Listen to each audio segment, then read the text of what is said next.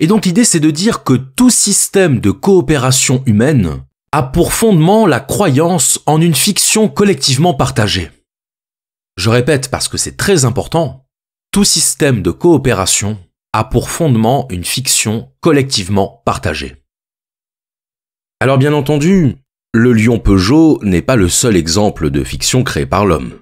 Il s'agit là d'un exemple tout à fait anecdotique, qui illustre le fait que nous vivons parmi d'innombrables fictions dont nous ne soupçonnons même pas l'existence. Des fictions que nous n'envisageons pas comme fictions. Et si on pense à toutes les fictions qui ont façonné l'imaginaire de l'homme depuis la préhistoire, il est évident que la première fiction à laquelle on pense, c'est Dieu.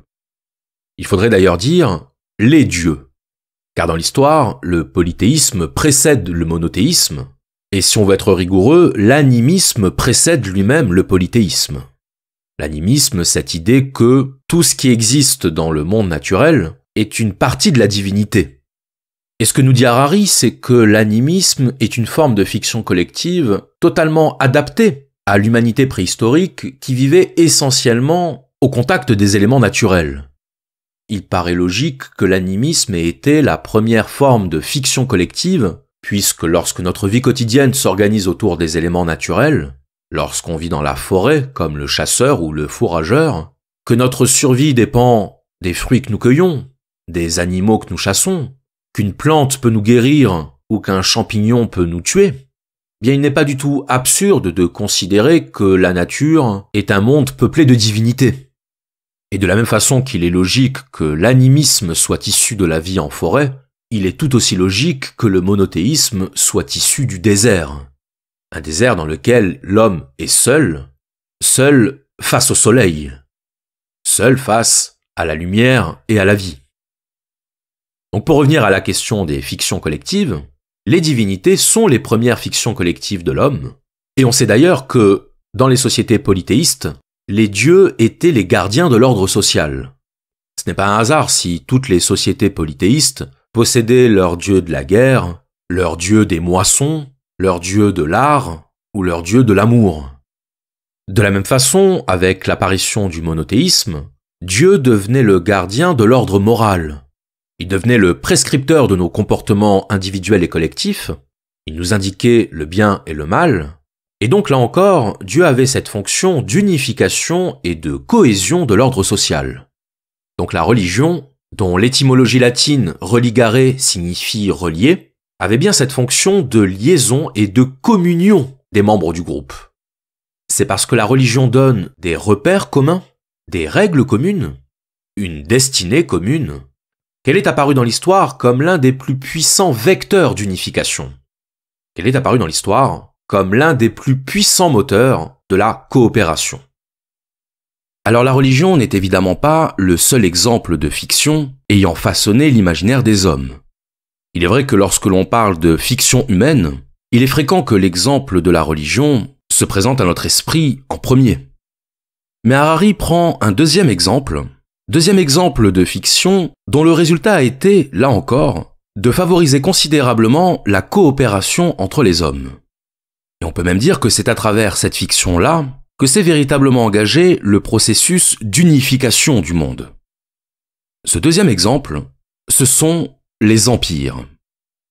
Un empire, c'est un ensemble de nations, un ensemble de peuples, obéissant au même ordre politique.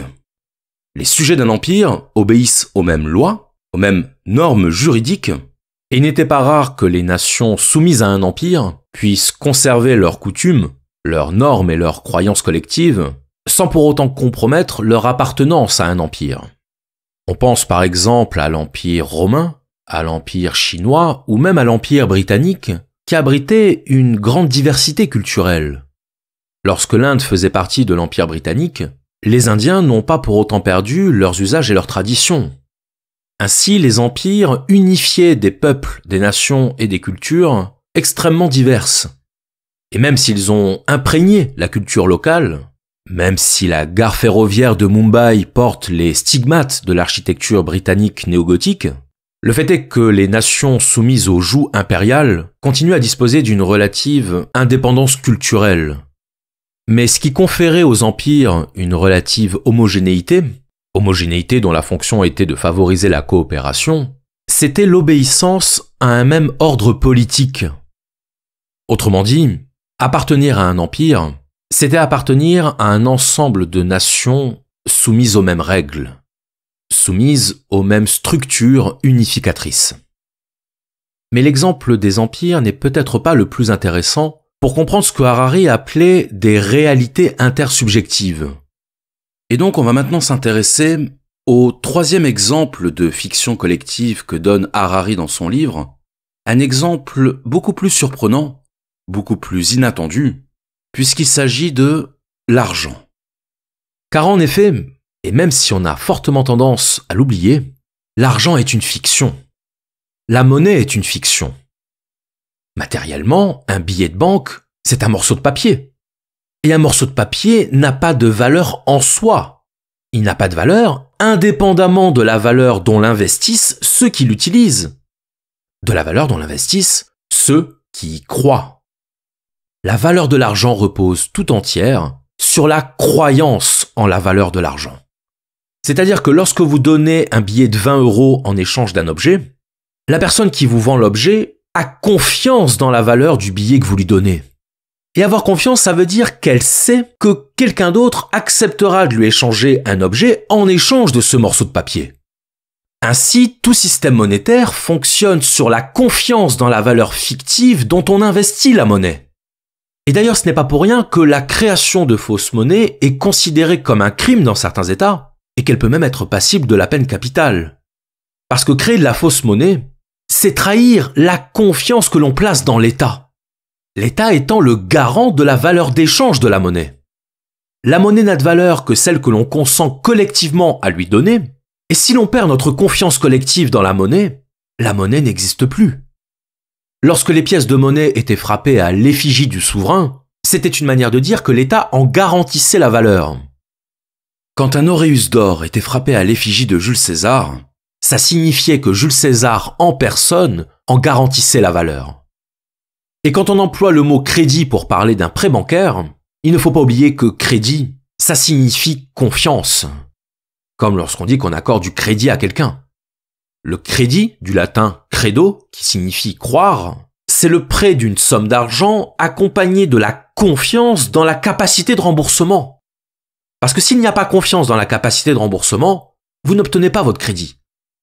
Le crédit, c'est donc littéralement la confiance dans l'avenir, parce que prêter de l'argent suppose une confiance dans le fait que l'argent sera remboursé dans l'avenir. Et c'est là qu'on en arrive à la thèse défendue par Harari à propos du capitalisme. Le capitalisme est une religion, car le capitalisme repose sur une fiction qui est l'argent, sur une foi dans la croissance, et qui nous fait considérer l'argent comme une réalité objective, alors que l'argent n'est qu'une réalité intersubjective. La valeur de l'argent n'est pas objective, la valeur de l'argent est intersubjective, c'est-à-dire qu'elle a son origine dans un ordre imaginaire. Elle a son origine dans une croyance collective. Coquillages et dollars n'ont de valeur que dans notre imagination commune. Leur valeur ne tient pas à la structure chimique des coquilles et du papier, ni à leur couleur, ni à leur forme. Autrement dit, la monnaie n'est pas une réalité matérielle, mais une construction psychologique. Elle opère en transformant la matière en esprit. Mais pourquoi y réussit-elle ? Pourquoi êtes-vous prêt à servir des hamburgers, à vendre des polices d'assurance maladie ou à faire du babysitting quand, pour tout prix de vos peines, vous ne recevez que quelques bouts de papier coloré ? Les gens sont disposés à faire ce genre de choses quand ils ont confiance dans les fruits de leur imagination collective. La confiance est la matière première dans laquelle toutes les catégories de monnaie sont frappées. Donc vous voyez ici, je pense, que ce qu'Harari appelle une fiction collective, ce qu'il appelle une réalité intersubjective, ce n'est pas une croyance surnaturelle. Ce n'est pas une croyance qui ferait nécessairement intervenir des êtres transcendants. Une réalité intersubjective est une croyance collective en une réalité imaginaire qui permet l'unification, la cohésion et la coopération au sein d'un groupe. Or, la religion, les empires et l'argent nous rendent capables de coopérer avec des inconnus. Et l'argent davantage encore que la religion, parce qu'on l'a vu, la religion concerne d'abord la cohésion entre les membres du groupe. mais elle ne permet pas la cohésion entre des groupes différents. Là où l'argent va justement être capable d'unifier et de faire coopérer des groupes structurés par des religions différentes. Quand il s'agit d'argent, tout le monde est de la même religion. L'argent est une religion qui unifie au-delà des religions. Et c'est ça, selon Harari, qui différencie fondamentalement l'espèce humaine des autres espèces animales. Parce que oui, les autres animaux sont capables de communiquer, ils sont également capables de coopérer, mais ils ne sont pas capables de coopérer à grande échelle. Ils ne sont pas capables de coopérer avec des inconnus. D'ailleurs, sur cette question, Harari explique bien dans son livre en quoi le langage humain a permis d'étendre considérablement les possibilités de coopération, puisque le langage concret, que Harari appelle le bavardage, ne permet pas de dépasser un certain seuil de coopération, un seuil qu'il quantifie à environ 150 individus, c'est-à-dire que le langage concret ne permet pas de dépasser les limites de la tribu. Au contraire, le langage abstrait, le langage spécifique de Sapiens, permet d'outrepasser les limites affectives et charnelles de l'échange linguistique. Et ça, c'est extrêmement important parce que c'est à partir de la création du langage que les fictions, c'est-à-dire les réalités intersubjectives, donc les mythes, les symboles, les dieux, ont pu commencer à circuler et donc à favoriser la coopération à grande échelle. Et si on ne comprend pas en quoi la fiction a permis à Sapiens de s'unir au-delà des limites tribales, au-delà des limites de la communauté physique quotidienne, alors il devient impossible de comprendre comment le règne de Sapiens s'est étendu sur la planète. Si vous avez compris qu'une fiction collective n'était pas la croyance dans un ordre surnaturel, mais dans un ordre imaginaire, autrement dit que la fiction englobe toutes les productions de l'esprit, aussi bien les lois que les valeurs ou les idéologies, alors vous comprendrez du même coup que, pour Harari, il n'y a pas de différence de nature entre la croyance en Dieu et la croyance dans les droits de l'homme. Car pour peu qu'on observe ces deux systèmes de croyance d'un œil scientifique, dans les deux cas, on a bien affaire à deux fictions. On a bien affaire à deux productions de l'esprit. Dieu et les droits de l'homme, même combat. Et là, je sais que beaucoup d'entre vous vont se dire, mais enfin, on ne peut pas comparer ces deux choses. On ne peut pas mettre sur le même plan la croyance en Dieu et la croyance dans les droits de l'homme. Ah bon? Et pourquoi? Parce que la croyance en Dieu serait fondée sur une invention pure, alors que les droits de l'homme s'appuieraient sur une réalité objective? Mais laquelle? Les droits de l'homme ne sont pas une réalité objective. Les droits de l'homme sont une invention intellectuelle et philosophique. Ils sont issus de la philosophie des Lumières, qui affirme que tout être humain possède des droits inaliénables. Mais d'où viennent ces droits, sinon de l'esprit humain?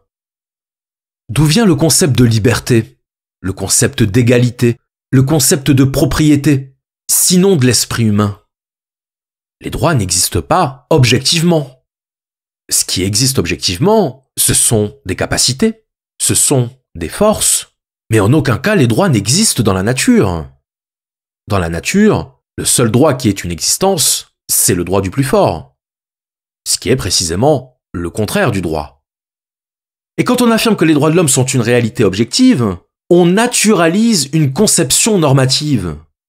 Et le caractère universel des droits de l'homme n'est rien d'autre que la croyance culturelle dans le caractère universel des droits de l'homme. De la même façon, l'égalité n'est pas une réalité, mais une fiction philosophique et juridique qui permet la coexistence entre des individus dotés de capacités inégales. Alors évidemment, ça nous paraît choquant parce que nous, aujourd'hui, nous considérons que les droits de l'homme ont une réalité. Nous ne considérons pas les droits de l'homme comme une fiction, nous ne les considérons pas comme une croyance, mais c'est précisément parce qu'il s'agit de notre croyance collective que nous ne la considérons pas comme une croyance collective. Le propre d'une croyance, c'est qu'elle n'apparaît pas à l'esprit comme une croyance. Elle apparaît comme une réalité objective. Et ça ne veut pas dire qu'on ait tort de croire dans les droits de l'homme. Ça veut dire que croire dans les droits de l'homme, c'est croire dans les droits de l'homme. Il n'existe rien qui ressemble à des droits en biologie, juste des organes, des facultés et des traits caractéristiques. Si les oiseaux volent, ce n'est pas qu'ils aient le droit de voler, mais parce qu'ils ont des ailes. Et il n'est pas vrai que ces organes, ces facultés et ces caractéristiques soient inaliénables. Beaucoup subissent des mutations constantes et peuvent se perdre totalement au fil du temps. Il convient donc de traduire les droits inaliénables en caractéristiques muables. Cette forme de raisonnement ne manquera pas de scandaliser les tenants de l'égalité et des droits de l'homme, qui rétorqueront sans doute « Nous savons bien que les hommes ne sont pas égaux biologiquement, mais si nous croyons que nous sommes tous foncièrement égaux, cela nous permettra de créer une société stable et prospère. » Je n'ai pas d'objection. C'est exactement ce que j'appelle ordre imaginaire. Nous croyons à un ordre particulier, non qu'il soit objectivement vrai, mais parce qu'y croire nous permet de coopérer efficacement et de forger une société meilleure. Les ordres imaginaires ne sont ni des conspirations exécrables, ni de vains mirages. Ils sont plutôt la seule façon pour les hommes de coopérer effectivement. Et pour illustrer cette idée, Harari prend deux exemples de systèmes normatifs diamétralement opposés, mais qui se rejoignent sur leur prétention à l'universalité. Et d'ailleurs, Harari joue de la symétrie chronologique entre ces deux systèmes, puisque l'un date d'environ 1776 avant notre ère, et l'autre date de l'an 1776 de notre ère. Il s'agit du code d'Hammurabi, roi de Babylone, et de la déclaration d'indépendance américaine. Alors voilà comment Harari résume ces deux déclarations. Le code d'Hammurabi repose sur une hiérarchie des classes. Ainsi, la vie d'un esclave, d'un roturier ou d'un homme libre n'a pas la même valeur. Et la peine encourue pour avoir commis un crime envers un individu appartenant à l'une ou l'autre de ces catégories sera différente et tiendra compte de cette hiérarchie. Et à la hiérarchie des classes se superpose une hiérarchie des sexes, la valeur de la vie d'un homme étant estimée supérieure à celle de la vie d'une femme. À l'inverse, la Déclaration d'indépendance américaine repose sur une stricte égalité des individus, tous les êtres humains étant pourvus des mêmes droits inaliénables, tels que la vie, la liberté et la recherche du bonheur. Or, dans les deux cas, les principes sont justifiés par une autorité supérieure considérée comme absolue. Les deux textes nous mettent en présence d'un dilemme évident. Le code d'Hammurabi, comme la Déclaration d'indépendance américaine, prétendent tous deux esquisser des principes de justice universelle et éternelle, mais selon les Américains, tous les hommes sont égaux, alors qu'ils sont résolument inégaux pour les Babyloniens. Bien entendu, les Américains diraient qu'ils ont raison, qu'Hammurabi se trompe. Naturellement, Hammurabi protesterait qu'il a raison et que les Américains ont tort. En fait, Hammurabi et les pères fondateurs américains imaginaient pareillement une réalité gouvernée par des principes universels et immuables de justice comme l'égalité ou la hiérarchie. Or, ces principes universels n'existent nulle part ailleurs que dans l'imagination fertile des sapiens et dans les mythes qu'ils inventent et se racontent. Ces principes n'ont aucune validité objective. Et l'intérêt de cette approche, c'est qu'elle tend à relativiser l'opposition que l'on a coutume d'établir entre les partisans de la croyance religieuse et les partisans de nos idéologies modernes. Mais si on prend du recul et qu'on s'intéresse uniquement au phénomène de la croyance en tant que tel, c'est-à-dire le fait qu'il n'y ait pas de différence de nature entre nos religions et nos idéologies, puisque toutes deux procèdent de fiction imaginaire, eh bien à ce moment-là, on comprend beaucoup mieux le rapprochement auquel procède Harari entre ces idéologies apparemment si éloignées.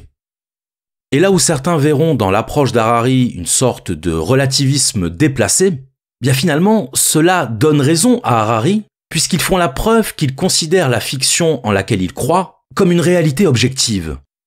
Or, une idéologie, une philosophie ou une religion, quelle qu'elle soit, ne sont par définition pas des réalités objectives. Et là, je vous renvoie à ce que disait Emmanuel Kant à propos du rapport entre subjectivité et objectivité. Kant disait que tout ce que nous appelons objectif n'est en réalité objectif que du point de vue de notre subjectivité. L'objectivité est un mythe, l'objectivité est une fiction, en ce sens que l'objectivité ne peut pas être appréhendée autrement que par une subjectivité.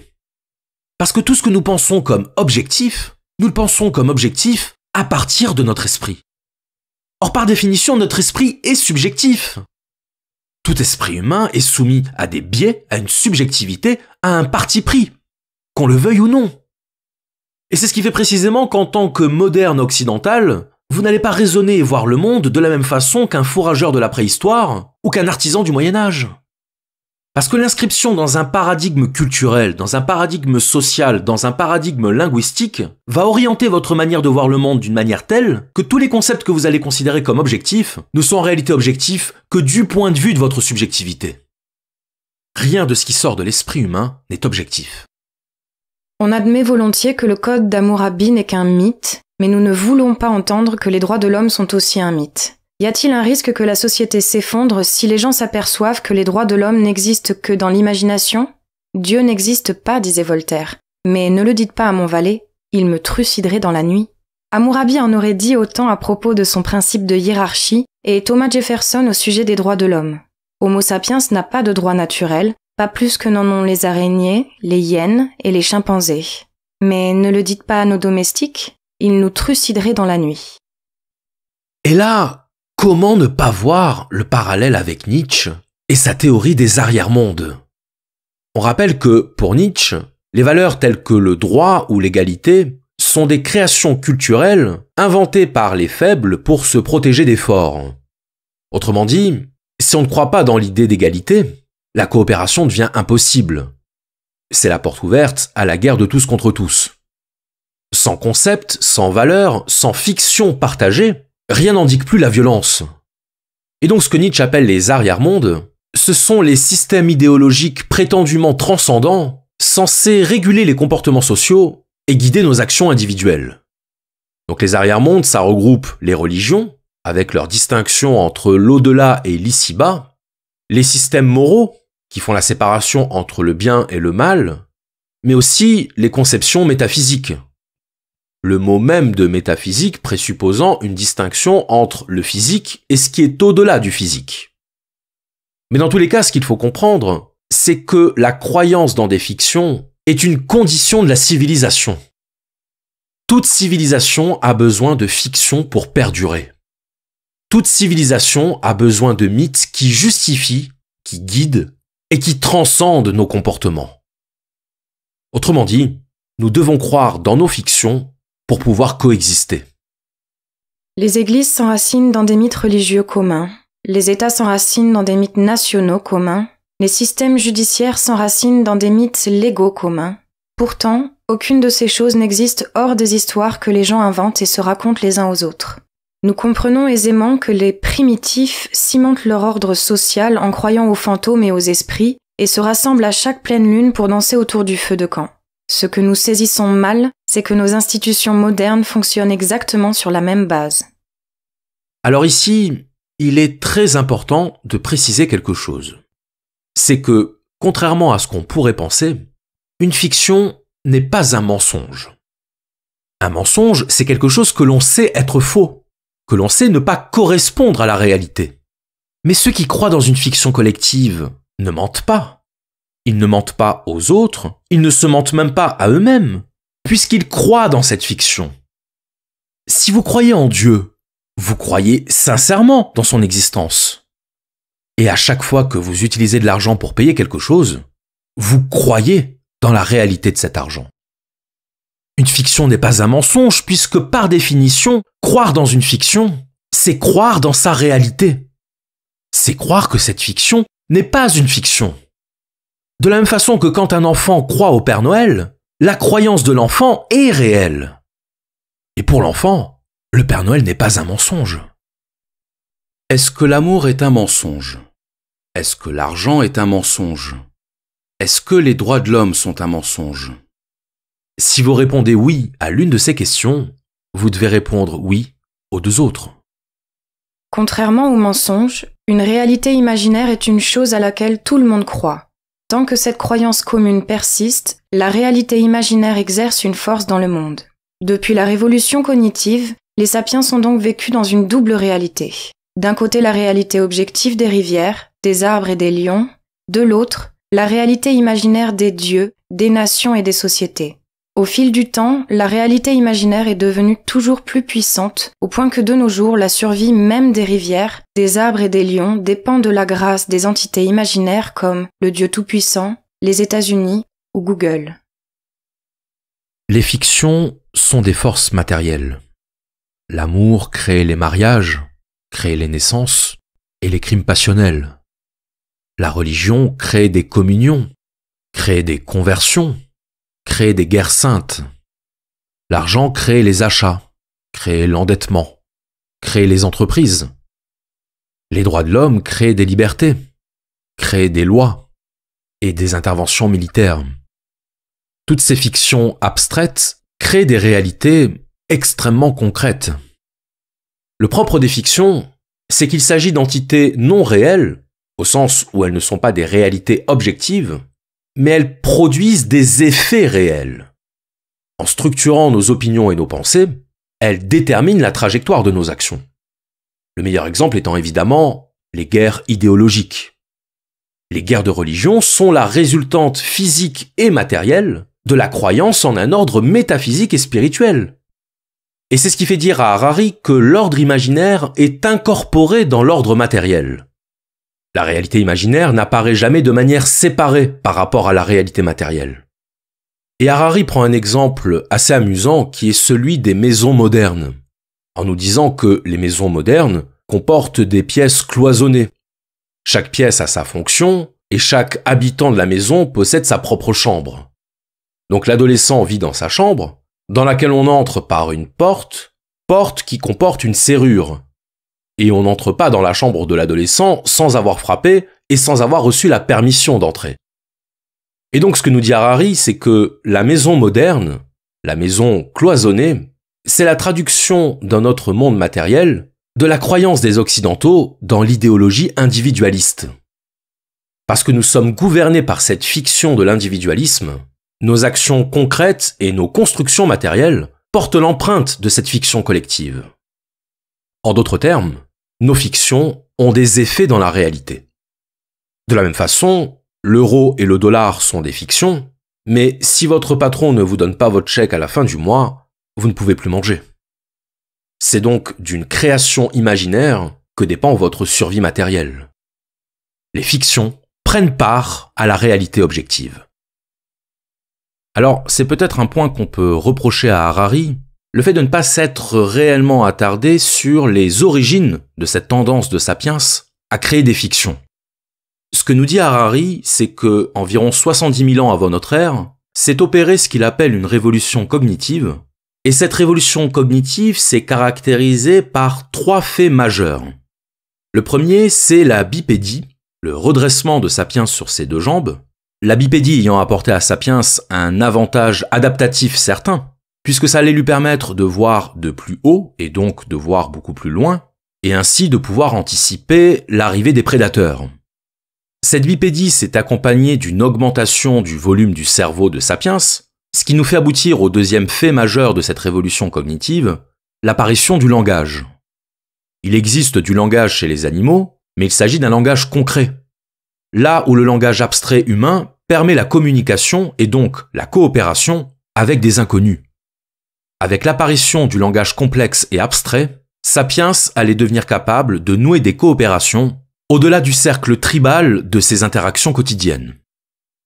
Et le troisième fait qui est lié à cette révolution cognitive, c'est la domestication du feu.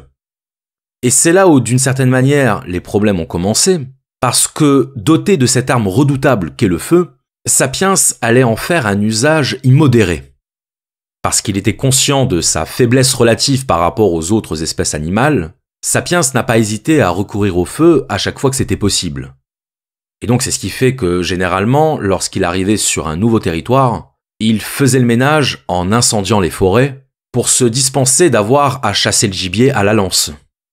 Donc c'était une manière pour lui d'économiser du temps et des efforts. Et ça, selon Harari, ça représente la première forme de prédation de Sapiens sur la planète, parce que le fait est qu'à chaque fois que Sapiens a mis les pieds quelque part, la diversité de l'écosystème a considérablement chuté.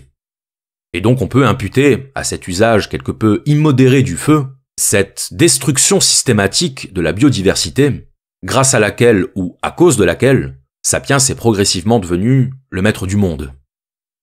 Donc c'est dans cette révolution cognitive, 70 000 ans avant notre ère, qu'Harari situe l'acte de naissance véritable de Sapiens, c'est-à-dire de l'être humain tel qu'on le connaît aujourd'hui, un être humain comme vous et moi, dont la caractéristique distinctive est précisément sa capacité à créer des fictions. C'est la fiction qui nous a permis d'imaginer des choses, mais aussi de le faire collectivement. Ces mythes donnent aux sapiens une capacité sans précédent de coopérer en masse et en souplesse. Fourmis et abeilles peuvent aussi travailler ensemble, en grand nombre, mais elles le font de manière très rigide et uniquement avec de proches parents. Loups et chimpanzés coopèrent avec bien plus de souplesse que les fourmis, mais ils ne peuvent le faire qu'avec de petits nombres d'autres individus qu'ils connaissent intimement. Sapiens peut coopérer de manière extrêmement flexible avec d'innombrables inconnus. C'est ce qui lui permet de diriger le monde pendant que les fourmis mangent nos restes et que les chimpanzés sont enfermés dans les zoos et les laboratoires de recherche. Pour Harari, l'histoire de l'humanité est l'entrelacement de deux histoires. C'est d'abord l'histoire de la réunification du monde. En créant des fictions collectives partagées par un nombre d'individus toujours plus grand, l'humanité en est arrivée à un stade d'unification sans précédent. Unification culturelle, unification économique, unification politique. Mais l'histoire de l'humanité, c'est aussi l'histoire de la bataille de l'esprit humain contre la nature, de la technosphère contre la biosphère. Il y a donc, pour peu qu'on lise entre les lignes, une double ironie de l'histoire. La première, c'est que la destruction ait été une condition de l'unification du monde. Et la deuxième, que ce soit par la fiction, autrement dit, par l'esprit, que l'emprise de Sapiens sur le monde s'est opérée. Car dans les deux cas, ce à quoi on assiste, c'est une dématérialisation. C'est par sa dimension immatérielle que Sapiens a étendu son règne sur le monde matériel. L'histoire de l'humanité, c'est l'histoire de la victoire de l'esprit sur la matière. L'histoire commença quand les humains inventèrent les dieux et se terminera quand les humains deviendront des dieux. Cette citation de Harari ne peut prendre sens qu'une fois récapitulée l'histoire de l'humanité, qu'une fois comprise et admise l'idée que le cycle humain est le cycle de la rencontre de l'esprit et de la matière. La question qui demeure étant, quel est cet esprit et où nous conduira-t-il ? Je vous remercie.